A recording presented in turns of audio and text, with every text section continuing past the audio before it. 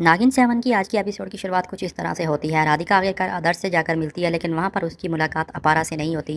राधिका अपारा के भाई आदर्श को 20 करोड़ का ऑफर करती है और कहती है कि वो उनके साथ मिलकर काम करे, लेकिन आदर्श राधिका का ये प्रपोजल ठुकरा देता है और कहता है कि वो उसके साथ बिल्कुल भी काम नहीं करेगा।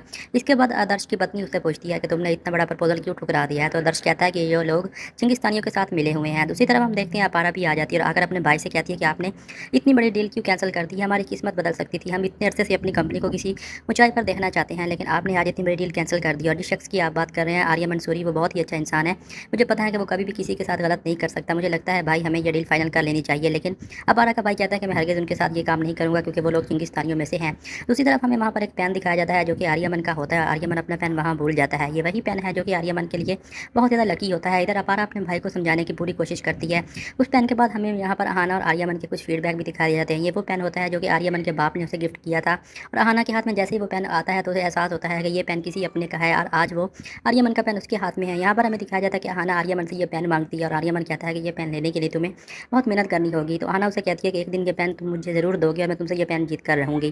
कहानी में जैसे दिखाया गया कि यहाँ पर 6 मंथ का लीप है और अहाना की पूरी ज़िंदगी चेंज हो चुकी है। एक नई पहचान के साथ अपारा बन के वो एक नई फैमिली में शामिल हो चुकी है। वहाँ पर उसके 2 भाई भी हैं, माँ भी है और दादी भी है, जो उसको बहुत ज़्यादा प्यार करती है। इसके बाद हमें चाँद की रात दिखाई जाती है, जहाँ पर हमें दिखाया जाता है कि अनंता यानी आहाना की शक्तियाँ तो अभी हैं, लेकिन उसकी याददाश्त जा चुकी है। अनंता की शक्तियाँ इसलिए नहीं गई क्योंकि वो अनंत कुल की इकलौती नागरानी है, इसलिए वो अपनी शक्तियों के बारे में अभी वाकिफ़ होने वाली हैं। जैसे ही लाल चाँद की रात उस पर पड़ती है तो उसका नागिन रूप सामने आ जाता है। उसे अब नहीं यकीन आ रहा कि आखिरकार ये उसके साथ क्या हो रहा है।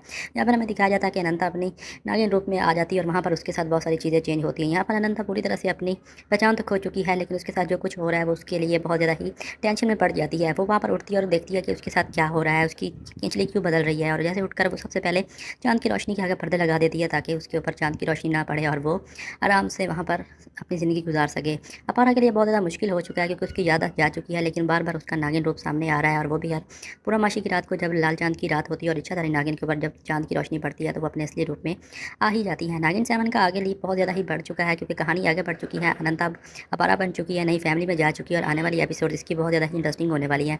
दूसरी तरफ फैमिली उसको छुप कर देख रही होती है, और यहाँ पर जिस फैमिली में वो फैमिली जानती है कि अनंता एक इच्छाधारी नागिन है और उस फैमिली ने अनंता को उसके लिए रखा हुआ है। वो अपना कोई काम अनंता से करवाना चाहते हैं। ये भी हो सकता है कि वो अनंत कुल के नाग हो और अपनी नागरानी की रक्षा कर रहे हैं, और ये भी हो सकता है कि वो अनंता से नागमणि लेने के लिए ही उसके साथ मिलकर रह रहे हैं, या अनंता की दुश्मनों में से भी कोई हो सकता है। अनंता वहाँ पर उठती है और देखती है कि उसको फिर से एक ऐसा गहरा सपना आया है जो कि उसको बहुत ज़्यादा ही टेंशन में डाल सकता है। नागिन 7 की आने वाली एपिसोड्स बहुत ज़्यादा इंटरेस्टिंग होती जा रही है। जैसे ये कहानी आगे बढ़ती है तो इसमें बहुत सारे मोड़ आने वाले हैं। अनंता की वो फैमिली जिसके साथ रह रही है, या तो उसके कुछ अपने हो सकते हैं या फिर वो उसके दुश्मन भी हो सकते हैं। अगली सुबह हम देखते हैं अनंता जैसे ही अपने कमरे से बाहर आती है और आकर उसका सर चकराने लग जाता है और अपनी फैमिली के बारे में पूछती है कि आखिरकार मेरे साथ इतने दिनों से क्या हो रहा है। मुझे समझ नहीं आ रही आखिरकार मेरे ये चक्कर आना, इतनी भारी मशीन को रोकना, ये सब कैसे मुमकिन हो सकता है। दूसरी तरफ हम देखते हैं कि अनंता को इस फैमिली में इतना प्यार मिल रहा है, जहाँ पर वो अपारा की पहचान से रह रही है, तो वो लोग उसका बहुत ज़्यादा ही ख्याल रख रहे हैं। ये या तो अनंत कुल के नाग हो सकते हैं जो कि अपनी अनंत कुल की नागरानी की रक्षा कर रहे हैं, या उसके दुश्मनों से कोई हो सकते हैं जो कि अनंत कुल की नागरानी के जरिए कुछ ऐसा करवाना चाहते हैं जो वो हासिल करना चाहते हैं। यहाँ पर अपारा का भाई से कहता है कि तुम टेंशन मत लो, तुम वैसे आजकल मेडिसिन खा रही हो और कोई ज़्यादा ही काम तुमने किया, इसलिए तुम आज से काम पर नहीं आओगी। कुछ दिन के लिए तुम रेस्ट करोगी और तुम्हारी जगह पर तुम्हारा छोटा भाई जाएगा। अपारा जिस फैमिली में आ चुकी है, वहाँ पर उसके 2 भाई हैं और उसको बहुत ज़्यादा ही पसंद करते हैं, उसे इतना प्यार देते हैं जैसे वो उनकी सगी बहनों। नागिन 7 जैसे-जैसे आगे बढ़ता जा रहा है, इसकी कहानी बहुत ज़्यादा इंटरेस्टिंग होती जा रही है। कि आप भी नागिन 7 देखते हैं तो प्लीज़ अपना फीडबैक मुझे कमेंट्स में ज़रूर बताइएगा। इसके बाद हम देखते हैं कि अपारा अपने भाई को कहती है कि अगर तुम मेरी जगह पर काम पर जाओगे तो मैं तुम्हें टिप दूँगी, और तुम मेरे बैग में से जाकर जितने पैसे लेने हैं ले लो, लेकिन तुमने काम ज़िम्मेदारी से करना है। मैं अपने काम में कोई भी कंप्रोमाइज़ नहीं करती। इसके बाद हम देखते हैं अनंता कैलेंडर देखती है और वहाँ पर वो हैरान हो जाती है कि हर पूर्णमासी की रात एक ही डेट को मेरे साथ ये सब कुछ क्यों होता है। ऐसा लगता है कि मेरा कोई अतीत है जो मुझे बुलाने की कोशिश कर रहा है। यहाँ पर पूरी फैमिली शॉक्ड हो जाती है। अनंता वो तारीख देखती है कि हर महीने में इसी तारीख को मेरे साथ सब कुछ होता है। वहाँ पर उस फैमिली में एक दादी भी है जो आकर अनंता से कहती है कि तुम एक इच्छाधारी नागिन हो, इसलिए तुम्हारे साथ चाँद की लाल रात को इसलिए सब कुछ हो रहा है। ये सुनकर अनंता हैरान हो जाती है। वो नागिन कहते ही अनंता के ज़हन में कुछ जवाब आ जाते हैं। अनंता पीछे मुड़कर देखती है और कहती है कि आप ये क्या कह रही हैं? दादी कहती है, हाँ, मैं ठीक कह रही हूँ, मैं एक इच्छाधारी नागिन हूँ, तुम भी इच्छाधारी नागिन हो, हमारी पूरी फैमिली इच्छाधारी नागिन है, हम सब लोग नागिन हैं। ये सुनकर अनंता शॉक हो जाती है और कहती है कि दादी, मुझे लगता है कि आप आजकल बहुत ज़्यादा ही टीवी सीरियल्स देख रही हैं, ऐसा कुछ भी नहीं होता। दादी कहती है, होता है, एक नागिन 100 साल की तपस्या के बाद इंसान बन जाती है और अपने दुश्मनों को कभी भी नहीं छोड़ती। ये सुनते ही अनंता के अंदर की एक नागिन बाहर आ जाती है और कहती है, हाँ, इच्छाधारी नागिन होती है, ये टीवी सीरियल में नहीं बल्कि रियल लाइफ में भी होती है, और वो अपने दुश्मनों को हर हाल में मार गिराती है और वो कभी भी अपना अपना बदला नहीं भूलती है। एक नागिन 100 साल भी अपना बदला लेती है और 100 साल बाद लौट कर आती है और अपने दुश्मनों को मार गिराती है। नागिन सीज़न 7 की आने वाली आगे एपिसोड्स बहुत ज़्यादा इंटरेस्टिंग होने चाहिए। अगर आप यहाँ तक पहुँच चुके हैं तो प्लीज़ मेरी वीडियो को लाइक शेयर और फॉलो ज़रूर कीजिएगा ताकि मुझे सपोर्ट मिले। अगर आप भी अपने किसी फेवरेट सीरियल के बारे में रिव्यू देखना चाहते हैं या मूवी का रिव्यू देखना चाहते हैं तो मुझे कमेंट्स ज़रूर कीजिएगा। इसके बाद पूरी फैमिली शॉक्ड हो जाती है। अगले सीन में हम देखते हैं राधिका के जो कि पूरा प्लान करके जाती है, लेकिन वो बहुत ज़्यादा गुस्से में आ जाती है जब अपारा का भाई आदर्श उसे कहता है कि हम तुम्हारे साथ डील नहीं करेंगे क्योंकि तुम लोगों में से कोई लोग चिंगिस खाई हैं जो कि हमारे देश को नुकसान पहुंचा सकते हैं। राधिका के लिए ये बात सुनना बहुत ज़्यादा ही मुश्किल हो जाता है। दूसरी तरफ हम देखते हैं कि राधिका मैनेजर उसे फ़ोन करता है और कहता है कि आदर्श ने ये हमारी डील कैंसिल कर दी है, वो किसी भी सूरत में हमसे डील नहीं करना चाहता। लेकिन राधिका के लिए डील करना बहुत ज़रूरी है क्योंकि वो प्रेस बहुत ज़्यादा ही कामयाब जा रही है और वो हिंदुस्तान के तमाम आर्टिकल्स भी उसी प्रेस में छपते हैं और राधिका को हिंदुस्तान को बर्बाद करने के लिए उस प्रेस से अच्छा कोई नहीं होने वाला। दूसरी तरफ हम देखते हैं ऊपर से आर्यमन भी आ जाता है और आकर राधिका से कहता है कि आखिरकार तुम इतने गुस्से में क्यों क्यों बर्तन तोड़ रही हो यहाँ पर घर के। तो राधिका उसे कहती है कि हमारे यहाँ से इतनी बड़ी डील निकल चुकी है, वो एक आम लोकल सी प्रेस कंपनी हमारी इतनी बड़ी कंपनी को एक्सेप्ट नहीं कर पा रही। मैंने उसे 20 करोड़ का ऑफर भी दिया लेकिन वो मेरी बात नहीं सुन रहा, उस कंपनी का ऑनर। लेकिन मैं चाहती हूँ कि आर्यमन तुम मेरे साथ चलो, तुम इस कंपनी का फेस हो और तुम्हें जाकर वहाँ पर आदर्श से बात करनी होगी ताकि वो हमारे साथ ये डील फाइनल कर रहे हैं। ये डील फाइनल होना हमारी कंपनी के लिए बहुत बड़ी चीज़ हो सकती है, हमारी कंपनी और ऊपर जा सकती है और उन लोगों का काम बहुत ज़्यादा ही अच्छा है। और मैं चाहती हूँ कि जितनी हमारी कंपनी ग्रो करेगी हमारी कंपनी का बिजनेस भी बढ़ेगा और लोगों की आमदनी भी ज़्यादा होगी और हमारी नेटवर्क भी बढ़ेगी। लेकिन आर्यमन राधिका की बात पहले तो इग्नोर कर देता है लेकिन फिर उसे कहता है कि अगर तुम कहती हो तो मैं चली जाती हूँ। दूसरी तरफ हम देखते हैं कि सूर्य आज पूरी तरह से भिखारी हो चुकी है, वो राधिका के टुकड़ों पर पलते हैं। आर्यमन सूर्य का बाप भी और उसके चाचा भी और पूरी फैमिली को राधिका ने फ़कीर बनाकर रखा हुआ है। राधिका की बात सुनने के बाद आर्यमन उसे कहता है कि मैं ज़रूर जाऊँगा। इसके बाद सूर्य आज ये प्लान बनाते हैं कि आज राधिका का बर्थडे है तो हमें उसे सरप्राइज़ करना चाहिए, उसके लिए बर्थडे प्लान करना चाहिए। इसके बदले में हमें कुछ पैसे देगी और हमारी ज़िंदगी आसान हो जाएगी। दूसरी तरफ हम देखते हैं कि हाना अपने भाई को कन्विंस करने की पूरी कोशिश करती है अपारा कि हमें सूर्याज के साथ डील कर लेनी चाहिए, वो लोग बहुत ही अच्छे हैं। मैं जानती हूँ आर्यमन सूर्य ऐसा आदमी नहीं है और मुझे हर हाल में उससे ये डील करनी होगी। दूसरी तरफ हम देखते हैं कि हाना अब इस बात में पड़ चुकी है कि उसे हर हाल में ये डील करनी है, उस प्रेस कंपनी को अपने साथ शामिल करना ही है। तो वो कोशिश कर रही है कि जाकर फिर से आदर्श के भाई कि यहाँ चली जाए और उसे जाकर मनाया। अगले सीन में हम देखते हैं कि राधिका आखिरकार अपारा के नई फैमिली के घर पहुँच जाती है। वहाँ जाकर वो सबसे पता लगाती है कि यहाँ पर आदर्श कहाँ रहता है, उसके घर मैंने जाना है। तो वहाँ पर पहुँचते ही राधिका को पता चल जाता है कि ये एक लोकल सी फैमिली है, मिडिल क्लास, और किस घर में जाना है और उसे क्या करना है। अगले सीन में हम देखते हैं कि वहाँ पर अपारा भी बैठी होती है जो कि अनंता है और बेल बजती है तो अनंता दरवाज़ा खोलने के लिए जाने ही वाली होती है। लेकिन वहाँ पर एक और सीन हो जाता है। तो जैसे ही राधिका बेल बजाती है तो उसे महसूस होता है कि जैसे अंदर कोई नागिन ही है। तो अनंता का ज़रूर कॉल आ जाता है इंटरव्यू के लिए। तो वो वहाँ दूसरे कमरे में चली जाती है और अपनी भाभी से कहती है कि भाभी आप एक मरतबा दरवाजे पर देख लीजिए, मेरी कोई ज़रूरी कॉल आ चुकी है। नागिन सीरियल 7 जैसे आगे बढ़ता जा रहा है इसकी कहानी और भी इंटरेस्टिंग होती जा रही है। राधिका जैसे ही दरवाजे पर पहुँचती है और वो देखती है कि अंदर अनंता जैसी कोई लड़की नज़र आ रही है और उससे महसूस होता है कि कोई चादानी नागिन है जो कि इस घर में मौजूद है। वो जैसे ही अनंता यानी अपारा की भाभी दरवाज़ा खोलती है तो राधिका बिना इजाज़त लिए सीधा घर के अंदर घुस जाती है और पूरे घर की तलाशी लेना शुरू कर देती है। वहाँ पर हम देखते हैं कि राधिका उनके पास जाती है और उन्हें जाकर कहती है कि आप लोगों ने मेरी डील पहले कैंसिल कर दी थी लेकिन मैं आप लोगों के लिए बड़ी ऑफर लेकर आई हूँ, आप लोगों की पूरी ज़िंदगी बदल सकती है। मैं आप लोगों की कंपनी के साथ ज़रूर काम करना चाहती हूँ और मैं चाहती हूँ कि आपकी प्रेस कंपनी हमारे साथ मर्ज होकर हमारी कंपनी के साथ काम करे ताकि हम शहर की सबसे बड़ी मीडिया कंपनी बन जाए और हमारा बिजनेस भी अच्छा होगा। ये देखते ही राधिका की शक्ल देखकर अपारा की दादी कहती है कि ये चुड़ैल है, ये कुडाइन है और ये हमारे घर में तबाही मचाने के लिए आई है। ये सब कुछ सुनने के बाद अपारा की फैमिली राधिका को कहती है कि दादी को भूलने की बीमारी है। राधिका कहती है दादी आप बिल्कुल ठीक कह रही हैं, आपको भूलने की बीमारी है, लेकिन डाइने इस तरह नहीं होती जिस तरह मैं हूँ। डाइने तो पूरा का पूरा घर निकल जाती है। इसके बाद अगले सीन में हम देखते हैं कि राधिका अपारा के भाई आदर्श से मिलती है और उसे कहती है कि मैं तुम्हारे लिए बहुत ही बम्पर ऑफर लाई हूँ। आपने पहले 20 करोड़ को कैंसिल कर दिया था, अब मैं तुम लोगों को 40 करोड़ की ऑफर देना चाहूँगी और मैं यही कहूँगी कि तुम लोग हमारी कंपनी के साथ मर्ज हो जाए और हमारी कंपनी के साथ मिलकर काम करो। यहाँ पर हम देखते हैं अपारा की भाभी जो कि बहुत ज़्यादा खुश होती है और कहती है कि मैडम मैं आपके लिए टी कॉफ़ी बना कर ले आती है क्योंकि अपारा की भाभी के ख्वाब बड़े हैं और हर हाल में चाहती है कि ये डील फाइनल हो जाए और मैं बहुत ज़्यादा अमीर हो जाऊँ, लग्जरी गाड़ी और बड़े घर में रहने की ख्वाहिशमंद है वो बेचारी। हाना की फैमिली में आ चुकी है राधिका अब उसे बदला लेने के लिए। दूसरी तरफ हाना को एक ज़रूरी कॉल आ जाती है मीटिंग से जहाँ पर हाना लोन के लिए अप्लाई कर रही होती है और अपनी कंपनी को बुलंदी पर पहुँचाने के लिए दिन रात मेहनत कर रही है। यहाँ पर राधिका दर से कहती है कि पैसा बड़ा बड़ा का मुँह बंद कर देता है, लेकिन आपने मेरी डील पहले नहीं कबूल की थी लेकिन मैं आपके लिए एक बहुत बड़ी ऑफर लेकर आई हूँ। इस बार राधिका दर से कहती है कि 40 करोड़ की ऑफर है और मैं तुम्हारी कंपनी के साथ काम करना चाहती हूँ। लेकिन आदर्श राधिका की इंसल्ट करता है और कहता है कि ऐसा कभी भी नहीं होगा, मैं कभी भी तुम्हारे साथ काम नहीं करूँगा। लेकिन राधिका कहती है काम तो तुम्हें हर हाल में मेरे साथ करना होगा और ये डील भी तुम साइन करोगे, लेकिन इस तरह नहीं किसी और तरीके से, और तुमने मेरे साथ बहुत बुरा किया। यह सुनकर अपारा की नई फैमिली पूरी तरह से टेंशन में पड़ जाती है और वो कहती है कि अब आखिरकार क्या ऐसा होने वाला है जिससे अब ये लड़की हमारे पीछे पड़ चुकी है। राधिका पूरी तरह से इस फैमिली के पीछे पड़ने वाली है, क्योंकि वो अपारा की फैमिली होने वाली है और उसे पता चल जाएगा कि अपारा ही अनंता है और जो इस फैमिली में रह रही है। जब से यहाँ से राधिका चली जाती है तो पूरी फैमिली टेंशन में पड़ जाती है कि आखिरकार ये हमारी ही कंपनी के पीछे क्यों पड़ी है और शहर की सबसे बड़ी कंपनी और हमारी छोटी सी प्रेस के पीछे पड़ी है। बाहर निकलते ही राधिका पूरे मोहल्ले में आग लगा देगी, जिससे पूरे मोहल्ले के घर जल जाएंगे। आने वाली एपिसोड्स बहुत ज़्यादा इंटरेस्टिंग होने वाली है। इसके बाद राधिका तो वहाँ से चली जाती है, लेकिन अपारा की भाभी कहती है कि हमें ये डील कबूल कर लेनी थी। इस वक्त हमें 40 करोड़ मिल रहे हैं, हमारी कंपनी की कीमत तो इतनी नहीं है जितनी वो हमें दे रही है। लेकिन दूसरी तरफ राधिका ने अब जिद पकड़ी हुई है कि हर हाल में वो ऐसा करेगी। राधिका जैसे ही बाहर जाती है तो वो बाहर जाकर पूरी कॉलोनी को आग लगा देती है, हर तरफ से आग ही आग हो जाती है। नागिन सीरियल 7 जैसे जैसे आगे बढ़ता जा रहा है, इसकी कहानी भी बहुत ज़्यादा ही इंटरेस्टिंग होती जा रही है। अगर आप भी नागिन सीरियल 7 के बारे में कुछ जानना चाहते हैं तो अपनी राय मुझे फीडबैक में ज़रूर दीजिएगा। इसके बाद हमें दिखाया जाता है कि अपारा जो कि अपनी कंपनी के लिए मीटिंग करती दिखाई देगी, वो बहुत कोशिश कर रही है, कंपनी के लिए लोन ले रही है ताकि हमारी कंपनी शहर की नंबर 1 कंपनी बन जाए। दूसरी तरफ अपारा का भाई जो कि बहुत ही संस्कारी आदमी है, उसने हर काम अच्छा किया है, तो वो कभी भी राधिका के डील को फाइनल नहीं करता और कहता है कि मैं कभी भी ये 40 करोड़ रुपये नहीं लूँगा, ये लोग ज़रूर कुछ फ्रॉड करने वाले हैं और हमारी छोटी सी प्रेस कंपनी के लिए इतना बड़ा पैसा क्यों देने के लिए तैयार हो चुकी है, ज़रूर इसमें कोई बात है। इसके बाद अपारा जैसे ही अपने इंटरव्यू फाइनल करके बाहर आती है तो वो आकर अपने भाई से बात करती है, उसे कहती है कि आपने फिर से एक बार इतना बड़ा मौका हाथ से निकाल दिया है, आपने ये डील फाइनल कर लेनी थी। मैं जानती हूँ आर्या मंसूर के साथ भी नहीं है और मुझे हर हाल में ये डील फाइनल करनी है, हमें कहीं से भी लोन नहीं मिल रहा है और इतनी बड़ी रकम लेकर हमारी ज़िंदगी से भर जाएगी। आपने इतनी मेहनत कर रहे हैं दिन रात, लेकिन हमारा कुछ भी नहीं हो पा रहा। आप किस्मत चल के हमारे दरवाजे पर आई है तो आप उसे लात नहीं मार सकते। मैं जाऊँगी और वहाँ पर पता करूँगी खुफिया तौर पर कि ये लोग कैसे हैं और किस तरह कंपनी में काम कर रहे हैं। अपारा अपनी फैमिली के लिए कुछ भी करना चाहती है, लेकिन फिलहाल यहाँ पर वो एक साधारण नागिन सी है। अगली सीन में हम देखते हैं हमें बरनी दिखाई जाती है, जो कि शिव मंदिर पहुँच चुकी है और नागिन का खुलासा करने के लिए तैयार है। वो दिन रात अपनी नागरानी अनंता को ढूंढने के लिए बरकरार रहती है। दूसरे सीन में हम देखते हैं बरनी दिन रात बस यही कोशिश कर रही है कि किसी तरह से उसे अनंत कुल की नागरानी अनंता मिल जाए। बरनी के लिए बहुत बड़ी मुश्किलात आने वाली हैं, क्योंकि बरनी अब दुश्मनों से घेरी हुई है और इसके साथ अब नागिन भी नहीं है, अनंत कुल की नागरानी का भी साथ नहीं है। कहानी जैसे जैसे आगे बढ़ती जा रही है, इसकी बहुत सारी चीज़ें देखने को भी मिल रही है। इसके बाद हम देखते हैं कि बरनी के लिए बहुत सारी मुश्किलात आने वाली हैं। बरनी जिस तरह से अनंता की दासी बनकर रह रही थी, अनंता के जाने के बाद बरनी ने बहुत ज़्यादा दुख भी बर्दाश्त किए हैं और उसके लिए बहुत बड़े खतरे भी आने वाले हैं। अगले सीन में हम देखते हैं कि बरनी को ऐसा महसूस होता है कि जैसे अनंत कुल की नागरानी अनंता अभी जिंदा और बहुत जल्द उसकी मुलाकात अनंता से हो जाएगी। बरनी ने हर मुश्किल वक्त में अनंता का साथ दिया है और फिर भी नागरानी के जाने के बाद भी वो अपने कर्तव्य निभा रही है। यहाँ तक कि बरनी ने अपना प्यार तक भी कुर्बान कर दिया। इसके बाद अगले ही सीन में हम देखते हैं कि आर्या मंसूरी का बॉस फिर से हमें दिखाया जाता है और वो अनंता को कॉल करता है, यानी राधिका का बॉस, और कहता है कि मैं एक बार फिर आपसे मिलना चाहती हूँ। राधिका खुफिया तौर पर जाना चाहती है आर्यमन की कंपनी में और वहाँ जाकर वो पता लगाना चाहती है कि आखिरकार आर्यमन के लोग कैसे हैं। जैसे हम देखते हैं अगले सीन में भरनी रोड के किनारे खड़ी होती है और वहाँ से आहाना भी गुजरती है, लेकिन भरनी उसे बदकिस्मती से नहीं देख पाएगी।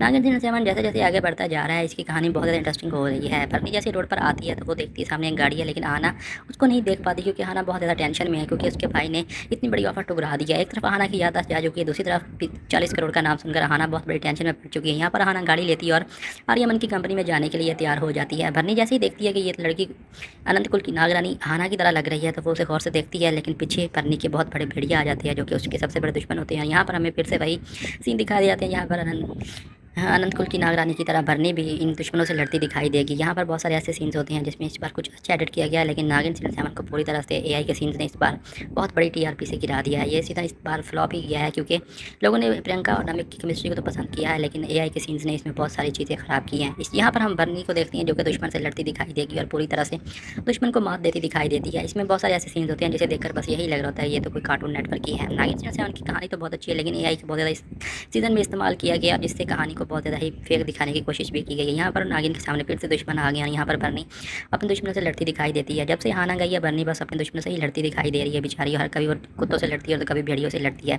अगले सीन में हम देखते हैं जैसे ही गाड़ी सही हो जाती है तो आहाना फिर से आकर गाड़ी में बैठ जाती है और अपने ड्राइवर से कहती है भैया जल्दी चलो, मुझे कहीं जाना है, बहुत ज़रूरी मेरी मीटिंग है। दूसरी तरफ हम देखते हैं राधिका अपने मैनेजर से कहती है कि मुझे हर हाल में उस प्रेस कंपनी के साथ मीटिंग करनी है, चाहे कुछ भी हो जाए, हमें आदर्श को मनाना ही होगा, वो लोग हमारे बहुत बड़े काम आ सकते हैं। दूसरी तरफ हम देखते हैं भरनी को एहसास हो चुका है कि अनंत कुल की नागरानी जिंदा है। दूसरी तरफ राधिका ने अब ठान लिया कि वो हर तरह से कोशिश करेगी और प्रेस वालों को मनाएगी और आदर्श ये डील फाइनल करवाएगी।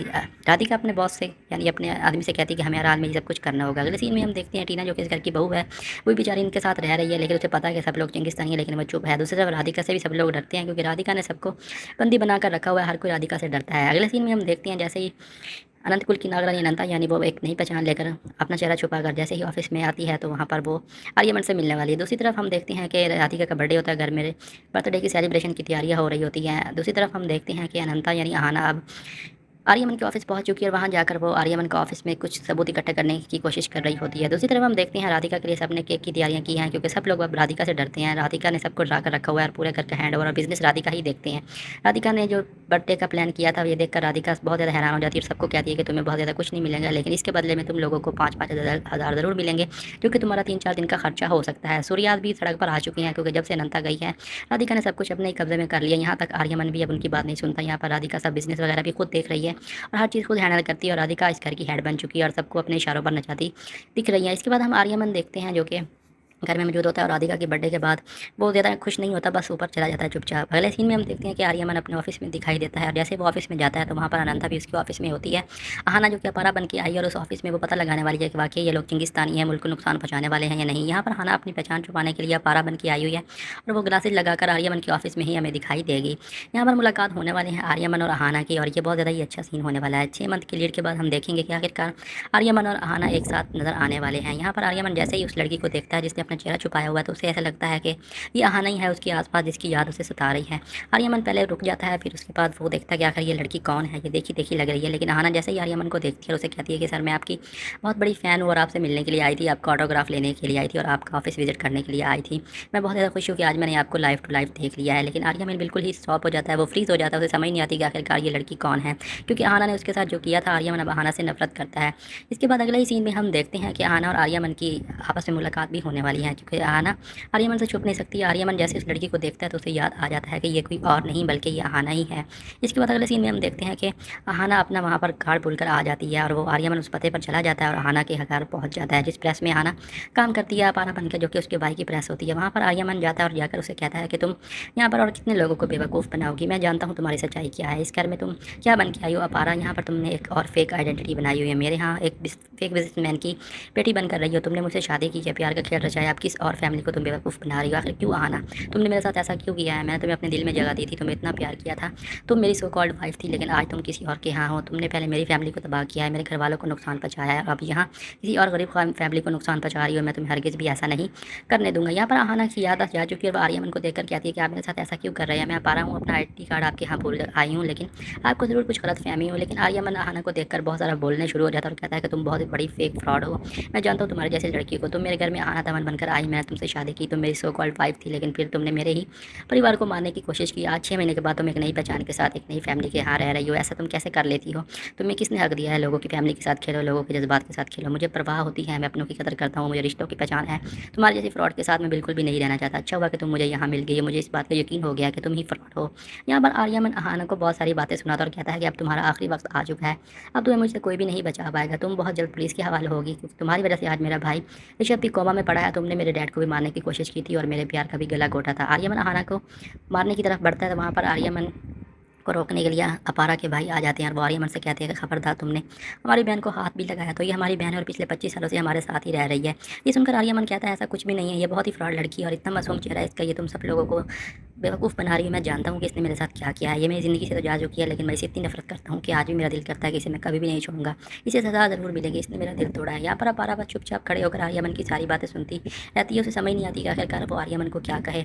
आर्यमन अपारा की बहुत ज़्यादा इंसल्ट करता है और अपारा उसकी तरफ देखती रहती है। 6 महीने के बाद पहला मुलाकात हुआ था आर्यमन और अहाना का, लेकिन वो भी इतना मुश्किल और इतना इमोशनल हो ही नहीं सकता। आर्यमन अब पूरी तरह से अहाना से नफरत करता है। पहले जिस अहाना के लिए जान छिड़कता था वो सबके सामने कहता है कि तुम बहुत बड़ी फ्रॉड हो और बहुत जल्द मैं तुम्हारा चेहरा सबके सामने लाऊंगा। मैं जानता हूँ कि तुमने इन लोगों को भी बेवकूफ़ बनाया हुआ है, इनका कोई कसूर नहीं, जिनकी बहन तुम बनकर रह रही हो ये बहुत बड़ी फ्रॉडियाँ, ये मेरे घर में मेरी वाइफ बनकर रही अहाना दमन, अब तुम लोगों की खैर नहीं होगी। वहाँ पर आर्यमन बहुत ज़्यादा गुस्से में अहाना को इतनी बातें सुनाकर चला जाता है और कहता है कि तुम मुझे भूलना मत, मैं तुम्हें ज़रूर याद आऊँगा, जो तुमने जो मेरे साथ किया है अब मैं तुम्हें किसी और के साथ नहीं करने दूंगा। यहाँ पर अहाना चुपचाप यानी अपारा चुपचाप खड़ी रहती है, समझ नहीं आती कि आखिरकार ये शख्स उसको क्या बोलकर गया है। दूसरी तरफ अपारा के भाई बहुत ज़्यादा ही अच्छे हैं, वो अपारा से कहते हैं कि तुम टेंशन मत लो, ऐसी कोई बात भी नहीं, जब तक हम तुम्हारे साथ हैं तुम्हें कोई नुकसान नहीं पहुँचा सकता। इसके बाद हम देखते हैं आर्यमन के घर का सीन, क्योंकि आज राधिका की बर्थडे होती है तो वो अब राधिका भी एक नए प्लान पर जा चुकी है, क्योंकि अब राधिका आहिस्ता आहिस्ता आर्यमन के क्लोज होती जा रही है। राधिका को भी अब आर्यमन अच्छे लगने लग गया और वो आर्यमन के साथ टाइम स्पेंड करना चाहती है, आर्यमन को अपनी बीवी वाला हक देना चाहती है और उसे हस्बैंड वाली मोहब्बत हासिल करनी चाहती है। यहाँ पर हम देखते हैं राधिका जो कि घर को बहुत अच्छी तरह से सजाती है और बहुत ज़्यादा खुश होती है, क्योंकि आज उसकी बर्थडे होती है और वो आर्यमन के साथ अपनी ज़िंदगी की नई शुरुआत करती दिखाई देगी। ये सीन बहुत ज़्यादा इंटरेस्टिंग रहा है। यहाँ पर हमें राधिका की केमिस्ट्री और आर्यमन की केमिस्ट्री भी देखने को मिलेगी। नागिन सीरियल 7 जैसे जैसे आगे बढ़ता जा रहा है, इसकी कहानी और भी इंटरेस्टिंग होती जा रही है। अगर आप भी नागिन सीरियल 7 के मतलब किसी तरह की कोई भी अपडेट हासिल करना चाहते हैं तो चैनल को एक छोटा सा लाइक, शेयर और फॉलो ज़रूर कीजिएगा। आज के एपिसोड बहुत ज़्यादा इंटरेस्टिंग रही। यहाँ पर हम देखते हैं राधिका की, जो कि बहुत ज़्यादा खुश है, अपने कपड़े वगैरह चेंज करती है और जैसे ही वो देखती है कि आर्यमन आ चुका है और आर्यमन उससे मिलता है और आर्यमन राधिका को देखकर हैरान हो चुका है। ये सीन भी देखकर नागिन के फैन बहुत ज़्यादा ही इंप्रेस हो चुके थे कि आखिरकार ऐसा कैसे हो सकता है, आर्यमन और राधिका एक दूसरे के साथ कैसे हो सकते हैं, ये दोनों एक दूसरे के साथ इतने क्लोज कैसे हो सकते हैं। लेकिन राधिका और आर्यमन के ये सीन भी बहुत ज़्यादा ही इमोशनल और बहुत ज़्यादा ही रोमांटिक भी नज़र आ रहे थे। एक तरफ आर्यमन अपने प्यार में टूटा हुआ था और ये समझ रहे थे कि ये राधिका को आना समझ के ही उसे राधिका बीवी वाला प्यार दे देगा, लेकिन ऐसा कुछ भी नहीं होने वाला। ये सीन बहुत ज़्यादा ही अच्छे दिखाए तो गए हैं, लेकिन ये सब कुछ अब हम देखेंगे कि ये राधिका का वहम ही होने वाला है, क्योंकि राधिका अब आर्यमन के साथ रह रही है और उसे आर्यमन से प्यार हो जाएगा और आर्यमन को हासिल करने के लिए वो आना के खिलाफ जाएगी। अब ये स्टोरी यहाँ पर एक नया मोड़ लेगी। जिस तरह नागिन सीरियल 7 के बाद 1 में दिखाया गया था कि दो बहनें एक लड़के को पाने के लिए आपस में दुश्मन बन गई थी, यहाँ पे भी वैसा ही कुछ होगा। राधिका आर्यमन के साथ रहेगी उसकी बीवी बनकर, लेकिन आहिस्ता आहिस्ता वो आना को पीछे कर देगी और आर्यमन के लिए फील करने लग जाएगी और राधिका को भी आर्यमन से प्यार हो जाएगा। अब राधिका सब कुछ भूलकर बस आर्यमन को हासिल करने में लग जाएगी, यहाँ तक वे अपने बाप एरोल को भी छोड़ देगी और आर्यमन के प्यार में इस तरह पड़ेगी कि वो हर हाल में बस आर्यमन को ही हासिल करती दिखाई देगी। यहाँ पर कहानी कुछ ऐसा मोड़ लेगी। नागिन सीरियल 7 की आज की ये एपिसोड आपको कैसी लगी, आपने मुझे फीडबैक ज़रूर देना है। इसके बाद हम देखते हैं आर्यमन और राधिका की इतनी लंबी केमिस्ट्री और इतने ही रोमांटिक सीन्स लोगों ने स्क्रीन पर देखे हैं, लेकिन फैंस बहुत ज़्यादा खुश थे कि इस तरह की केमिस्ट्री दोनों की बहुत अच्छी लग रही है। यहाँ पर हमें आगे भी बहुत सारे ऐसे सीन दिखाई दे गए जिनको देखकर फैंस बहुत ज़्यादा शॉक थे कि क्या ये सच होने वाला है, क्या ये सच हो रहा है या कुछ ऐसा होने वाला है। लेकिन ऐसा वैसा कुछ भी नहीं होने वाला, ये सब कुछ बस आना के ना जाने की वजह से हुआ है। यहाँ पर राधिका के दिल में ऐसी बातें चल रही होती है, लेकिन वो ये समझ रही है कि आर्यमन उसके साथ ऐसा कुछ करेगा, क्योंकि राधिका आर्यमन के प्यार में पड़ती जा रही है। नागिन सीरियल 7 जिस तरह आगे बढ़ता जा रहा है, इसकी कहानी और भी बहुत ज़्यादा इंटरेस्टिंग होती जा रही है। अगर आप भी नागिन सीरियल 7 देखना चाहते हैं, इसके आने वाले अपडेट्स के बारे में जानना चाहते हैं, तो प्लीज़ मेरे चैनल उर्दू मूवी रिव्यूज़ को ज़रूर फॉलो कीजिएगा। अगर यहाँ तक आ गए तो एक छोटा सा लाइक, शेयर और कमेंट्स भी ज़रूर कीजिएगा। नागिन सीरियल 7 की आने वाली एपिसोड भी बहुत ज़्यादा धमाकेदार होने वाली है। इस एपिसोड में हमने यही देखा है कि राधिका जब अपने ख्याल से बाहर आती है तो सामने देखती है कि उसके सामने आर्यमन खड़ा है और आर्यमन राधिका का ये बिहेवियर देखकर बहुत ज़्यादा ही गुस्से में आ जाता है और कहता है कि तुम मेरे साथ क्या कर रही हो, तुम सिर्फ और सिर्फ मेरी एक अच्छी दोस्त हो, मैंने कभी तुम्हें पत्नी वाला रुतबा नहीं दिया, तुम मेरी कोई पत्नी बन नहीं सकती, मैंने सिर्फ और सिर्फ आना से ही प्यार किया था और उसने मेरा दिल तोड़ दिया, अब तुम उसकी जगह बिल्कुल भी नहीं ले सकती और प्लीज़ मुझसे दूर रहो। आना के जाने के बाद आर्यमन का दिल टूट चुका है, वो अब आना से मिलकर भी आया है तो राधिका को पूरी तरह से इग्नोर कर देगा और राधिका को कहेगा कि तुम मुझसे दूर ही रहा करो, और आर्यमन ड्रिंक करता हुआ अपने बिस्तर पर चला जाएगा और वहाँ पर जाकर आराम से सो जाएगा। ये बात भी राधिका को बिल्कुल भी बर्दाश्त नहीं होती और उसे बहुत ज़्यादा गुस्सा आता है कि आर्यमन ने उसे रिजेक्ट कर दिया, उसे इग्नोर कर दिया है। वो आर्यमन के करीब होने की कोशिश तो कर रही थी, लेकिन आर्यमन ने उसे पूरी तरह से पीछे कर दिया है। राधिका को बहुत ज़्यादा गुस्सा आता है आना पर, लेकिन आना के ना होने की वजह से वो अपना गुस्सा फिर से हमें दिखाई देगी भरनी पर निकालती हुई, और उसे बहुत ज़्यादा गुस्सा आता है क्योंकि आना तो उसे मिल नहीं रही है और वो भरनी के पास जाएगी और वहाँ जाकर उसे पूरी तरह से लड़ेगी, मारेगी, पीटेगी और आना का पता पूछेगी। अगले सीन में हम देखते हैं कि भरनी बेचारी फिर से जब से आना गई है, वो हर बार जब राधिका को गुस्सा आता है आना पर तो वो अपना गुस्सा निकालने के लिए भरनी के पास ही चली जाती है। यहाँ पर हमें फिर से मंदिर दिखाया जाता है और उस मंदिर के अंदर हम देखते हैं कि भरनी भी खड़ी है और वहाँ पर हमें राधिका भी आती हुई दिखाई देगी। नागिन सीरियल 7 की आज की एपिसोड बहुत ज़्यादा ही इंटरेस्टिंग थी। अगर आपको भी आज की एपिसोड अच्छी लगी हो तो अपना फीडबैक मुझे कॉमेंट्स में ज़रूर दीजिएगा। यहाँ पर हम देखते हैं राधिका जैसे ही मंदिर में दाखिल होने की कोशिश करने वाली है, भरनी राधिका को देखती है और कहती है कि तुम कभी भी इस मंदिर में दाखिल नहीं हो सकती, ये शिव का पवित्र मंदिर है और इस मंदिर में तुम जैसे शैतान कभी भी दाखिल नहीं हो पाएंगे। राधिका आप मंदिर के अंदर तो नहीं जा सकती, लेकिन वो कहती है अगर मैं मंदिर के अंदर नहीं जा सकती तुम तो मंदिर से बाहर ज़रूर आओगी। आज तुम्हारी मौत आई और मैंने अपने देश से कुछ ऐसे जहरीले कुत्ते मंगवाए हैं जो कि तुम्हें मार कर चीर फाड़ देंगे। राधिका मंदिर के अंदर नहीं जा सकती, लेकिन वो भरनी से मुकाबला करती है और कहती है कि आज तुम्हारी मौत तय है, तुम मुझसे बिल्कुल भी नहीं भी बच पाओगी, मेरे दुश्मन ऐसे हैं जो कि तुम्हारे बोटियाँ बोटियाँ कर देंगे। अगले सीन में फिर से बहुत सारे ऐसे जंगली भेड़िए दिखाए जाते हैं जो कि भरनी से लड़ते दिखाई देंगे, लेकिन भरनी फिर से उनसे लड़ेगी। आना के जाने के बाद बेचारी भरनी हर बार ऐसे जानवरों से लड़ रही है अकेले, जहाँ पर उसको बहुत बड़ा मुश्किलात का सामना करना पड़ता है। यहाँ पर राधिका अपनी नई चाल चलती है और अपने जंगली खूंखार कुत्तों यानी भेड़ियों को भरनी के ऊपर छोड़ देती है। भरनी उन भेड़ियों से लड़ती दिखाई देगी और पूरी तरह से डटकर उनका मुकाबला करेगी और उन्हें रोकने की पूरी कोशिश करेगी ताकि वो मंदिर में ना जा पाए। राधिका पूरी तरह से भरनी को मारने की कोशिश है, लेकिन आने वाली एपिसोड्स में हम देखेंगे कि राधिका को भी पता चल जाएगा कि अपारा ही उसकी फैमिली और अपारा के ऊपर भी हमला ज़रूर करेगी। राधिका अपने जंगली कुत्तों से कहती है कि इस नागिन को इतना नोच लो कि इसका खून का एक कतरा बह जाए। यहाँ पर हमें बहुत सारे ऐसे सीन दिखाए जाते हैं। यहाँ पर भरनी फिर से उन जंगली कुत्तों से लड़ती दिखाई देगी, जंगली भेड़ियों से। यहाँ पर एआई को बड़ी अच्छी तरह से यूज़ तो किया गया है, लेकिन वो फील नहीं आती जो कि बाकी सीजनों में थी। यहाँ पर सब कुछ वैसे ही हो रहा है कि जैसे एक कार्टून नेटवर्क की सीरीज़ और एक नागिन और कुत्तों की लड़ाई दिखाई जाती है। यहाँ पर बस एक सीन ऐड किए गए हैं एआई के, जो कि हर बार फैंस को बिल्कुल भी पसंद नहीं आ रहे हैं। नागिन सीरियल 7 की कहानी तो बहुत अच्छी है, लेकिन फैंस ने इन सीन्स की वजह से नागिन को बहुत ज़्यादा डिसलाइक भी किया है। यहाँ पर भरनी फिर से उन जंगली कुत्तों से लड़ती दिखाई देगी और अपने पूरी ताकतें लगाएगी और उनका डटकर मुकाबला करेगी। ये थी हमारी नागिन सीज़न 7 की आज की एपिसोड। अगर आपको भी आज की एपिसोड अच्छी लगी और अगर आप भी नागिन सीज़न 7 की आने वाली एपिसोड्स के बारे में अपडेट हासिल करना चाहते हैं तो अपना फीडबैक मुझे कमेंट्स में ज़रूर दीजिएगा। अगर आपको भी नागिन के आने वाले प्रोमोज अपडेट्स के बारे में पूछना है तो मेरे चैनल उर्दू मूवी रिव्यूज़ को ज़रूर फॉलो कीजिएगा। यहाँ पर हम देखते हैं बर्नी एक बार फिर से उनसे लड़ती है, अपनी पूरी ताकत दिखाती है और उनका पूरी तरह से डटकर मुकाबला करती है। यहाँ पर राधिका अब अपना नया चाल चलेगी और वो जाते वक्त बस मंदिर को भी आग लगा देती है, क्योंकि वो मंदिर के अंदर तो दाखिल नहीं हो सकती, लेकिन वो जाते वक्त ऐसा ही करेगी।